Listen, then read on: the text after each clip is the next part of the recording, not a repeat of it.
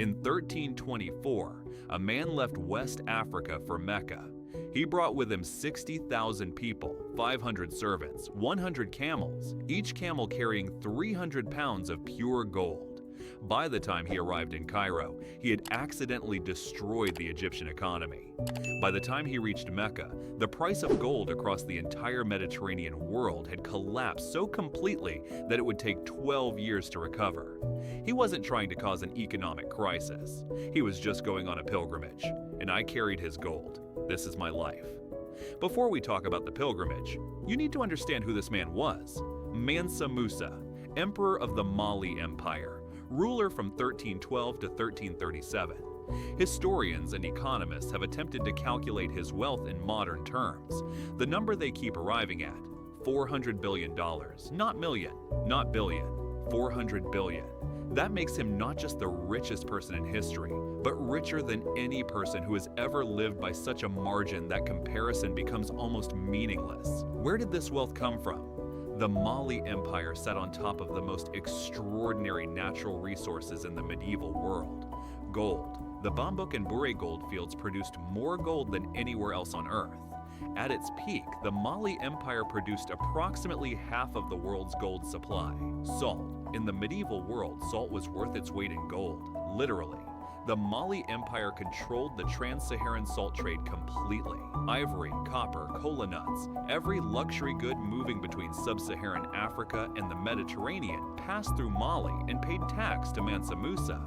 He didn't just have money. He was the source of money for half the known world. And in 1324, he decided to go to Mecca, and he decided to bring all of it with him. You were selected 6 months before departure, not randomly. Selection was an honor and a responsibility that came with serious consequences if you failed. Your family was known to the court. Your strength was tested. Your loyalty was verified.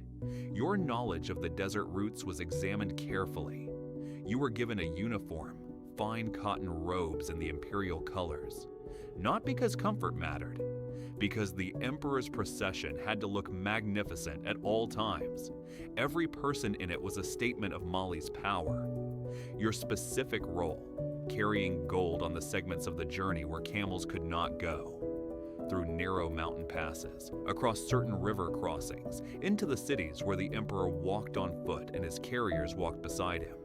What you carried. Not loose gold, not raw nuggets, carefully measured amounts of gold dust in sealed leather pouches, each pouch weighed and recorded, each carrier responsible for an exact amount that would be checked and rechecked at every stop. The weight, approximately 20 to 25 pounds per carrier, every single day, for months. Your day started before sunrise. You ate? Well, actually, carriers were fed generously. An underfed carrier dropped gold, and dropped gold was a catastrophe. You walked until midday, rested in shade during peak heat. The desert at noon was genuinely lethal. Walked again until sunset. At every city, every oasis, every stop along the route, Mansa Musa gave gold away. Enormous quantities of gold, to the poor, to mosques, to scholars, to rulers who hosted him. And you watched the mountains of gold you carried slowly, magnificently disappear. Cairo in 1324 was one of the most sophisticated cities in the world. Population of 500,000, center of Mediterranean trade, the Mamluk Sultanate at the height of its power and wealth. Mansa Musa arrived with 60,000 people and enough gold to make Cairo look poor. What happened next is one of the most extraordinary economic events in medieval history. Mansa Musa spent 3 months in Cairo. He gave gold to everyone. He bought everything. He tipped servants with amounts that would have fed their families for a year. He donated to every mosque. He paid for construction. He simply gave gold away because from his perspective, there was always more. The result, the gold market in Cairo collapsed completely. When you flood any market with a commodity, its value drops. Mansa Musa flooded Cairo with so much gold that the price of gold fell by approximately 25% across the entire region. Merchants who had stored gold as savings suddenly found their savings worth a quarter less. Trade that depended on stable gold prices was thrown into chaos. The Egyptian economy took 12 years to recover. And here is the detail that makes historians shake their heads. Mansa Musa felt terrible about it.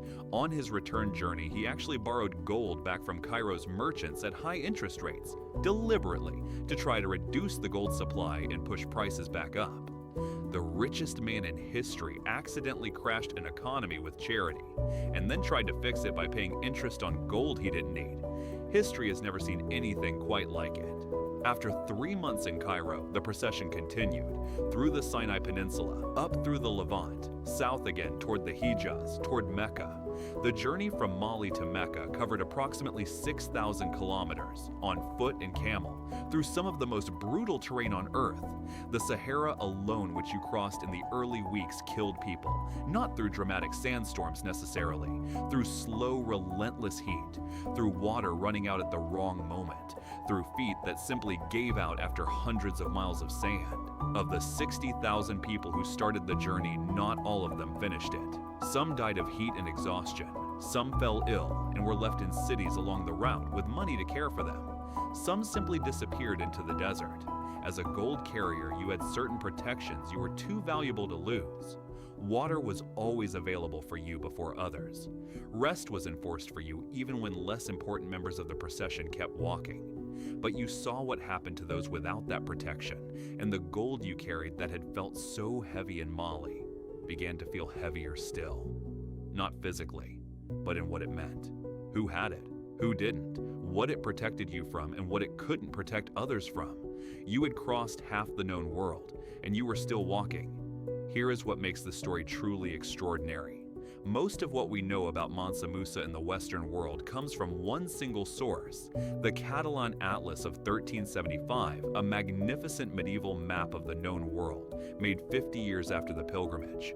In the center of Africa, the mapmaker drew a figure, a black king, seated on a throne, wearing a golden crown, holding a golden scepter, and in his hand, a golden orb so large the mapmaker couldn't decide how to draw it. The inscription beside him reads, "This black lord is called Mansa Musa, lord of the Negroes of Guinea. So abundant is the gold which is found in his country that he is the richest and most noble king in all the land." A European mapmaker who had never been to Africa, who had never met Mansa Musa, knew who he was, knew his name, knew his wealth, because the pilgrimage had made such a shockwave across the medieval world that 50 years later it was still the defining fact of African geography.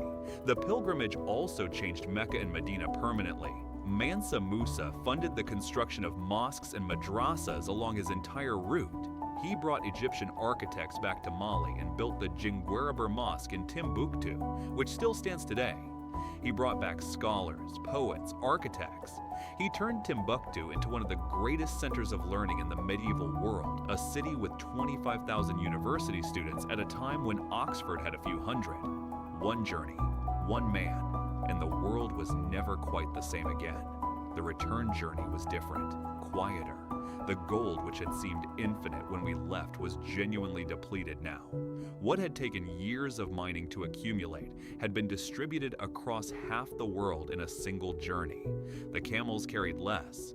The carriers carried less. The procession moved faster without the weight.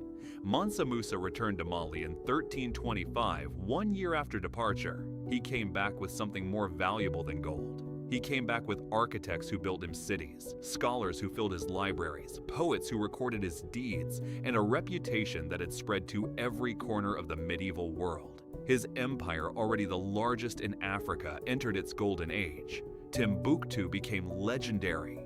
The University of Sankore attracted students from across the Islamic world. The libraries of Mali held hundreds of thousands of manuscripts on subjects ranging from astronomy to medicine to mathematics. I carried his gold for 6,000 kilometers. I watched it disappear into the hands of the poor, the mosques, the scholars, the cities along the route. I came home lighter than I left, but I had seen things no one in my village could imagine. Cities of 500,000 people, the holy city itself, the Mediterranean Sea, scholars who had memorized entire libraries. Mansa Musa gave his gold away because he understood something that the economists of Cairo didn't. Some things are worth more than their weight in gold. The memory of what you did with it, that lasts forever.